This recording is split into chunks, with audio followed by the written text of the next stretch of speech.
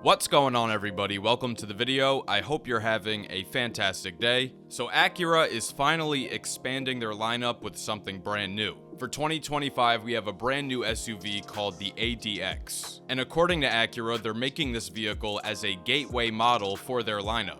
Now, they do use some interesting language in their press release. They are calling this a premium compact SUV. Now, if we look at their lineup, you have the RDX and the MDX. The RDX is already considered a compact SUV, and of course the MDX is a mid-size 3-row.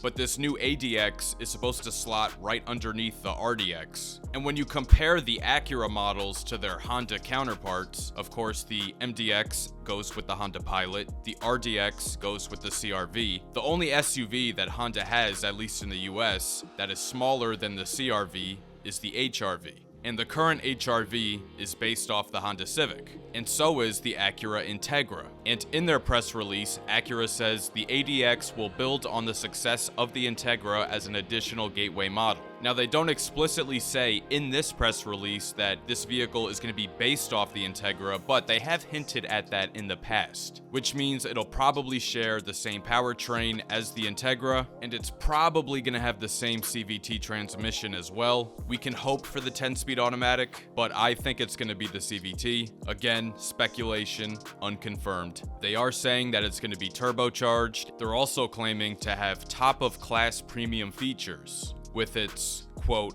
upscale, feature-rich interior, including available features like a panoramic moonroof, ventilated front seats, and a powerful Bang & Olufsen audio system. So the panoramic moonroof is certainly welcome. The Integra doesn't have one, but the other SUVs in the lineup do. Bang & Olufsen definitely makes a great audio system, but I do really like the ELS that's in the Integra. But Acura is doing away with that system in all their models, unfortunately. But it is very clear that they are aiming this new model at the younger buyer. Okay, Gen Z folks, young professionals, people just getting their start out in the real world, young buyers who are just entering the luxury car market. And it was certainly a good move for them to expand their lineup with another SUV, particularly a small one. And now, even though they're calling this a compact SUV, I think what we can really expect for it to be is a subcompact sized SUV, especially if it's going to have similar dimensions to the Honda HR-V.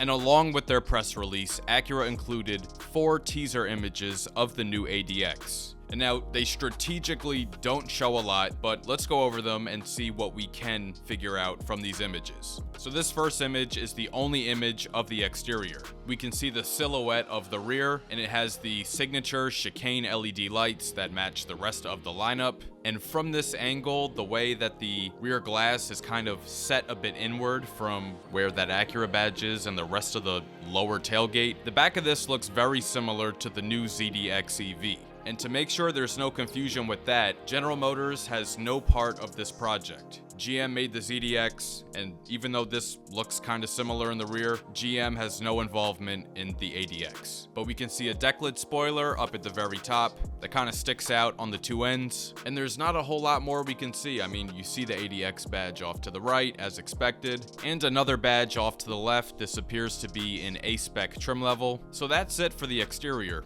Not a whole lot to see, but we can see some similarities to the ZDX for sure. And now moving inside, here they are showing off that panoramic moonroof they were talking about. But this for me is actually quite intriguing. Okay, we have a good view of the seats, and we can see here a 2-tone colorway. The seats are a light color, which looks a lot like the orchid colorway that we see on the MDX, but at least this A-spec model has what appears to be suede inserts on the side, and they appear to be a very bright blue color. And let me tell you, I'm here for it. Love that. That's a very deep, rich blue color. And this photo is also showing off the speakers that are up in the headliner. So they're really putting emphasis on this new audio system. And in the next photo, again, there it is. That's the tweeter speaker in the A-pillar, but it does have that Bang & Olufsen branding on it. It looks identical to the one that's in the new MDX for 2025. And also what we can see from this photo is that orchid color is on the dash. So looks like we have a 2-tone colorway on the dash with the black and the orchid. Now I'm just calling it orchid because it looks like that color that's on the MDX. This one may have a different name, so so take it with a grain of salt. And then the last photo again is putting that emphasis on those seats. That really nice two-tone colorway with that vivid blue. Now, I'm making an assumption that that blue is suede based on A-spec trim levels of other models, but it could be full leather. We just have to wait and see. But something I think they've notably left out is what the infotainment is going to look like. And with the way Acura's been in the last few years and the grievances that people have with the infotainment, that infotainment system I think could make or break this. If they're reusing that infotainment system with the touchpad, I think this thing is going to implode.